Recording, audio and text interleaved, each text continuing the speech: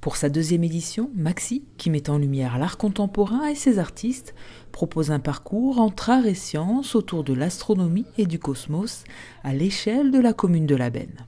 L'idée centrale, c'est de créer un système solaire à l'échelle de la ville, c'est-à-dire qu'on va positionner un soleil qui est ici à côté au fronton, et à partir de ce soleil, on dispose des planètes régulièrement à l'échelle, sur un rayon de plus de 1,5 km. Et autour de ces orbites, on fait intervenir des artistes. Donc il y a 7 artistes qui sont venus pour créer des œuvres qui parlent de l'univers, du cosmos, et qui sont disposées dans l'espace public à différents endroits. Chaque artiste a donc pensé et travaillé une ou plusieurs œuvres en fonction du thème vers l'infini, du lieu d'exposition et de sa sensibilité artistique, avec au final des œuvres et des visions très différentes qui font la richesse et l'originalité de Maxi. J'ai envisagé le rond-point comme une sorte de planète pavillonnaire en fait, et en fait dans la science-fiction, qui est plutôt ma partie, l'espace, l'océan et le désert sont 3 choses qui se rejoignent, et donc moi j'ai pris le rond-point dans un mélange entre la planète et l'île, et j'essaie de me demander quelle sorte de forme, on va dire, autochtone pouvait se développer là-dessus.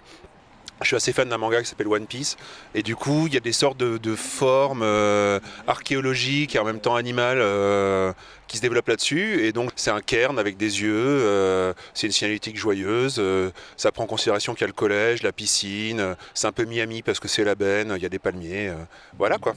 Ce qui m'intéresse, c'est d'intervenir avec de la couleur dans l'espace urbain et de peindre dans la ville. Et finalement, de venir raconter avec de la couleur des moments poétiques, en fait.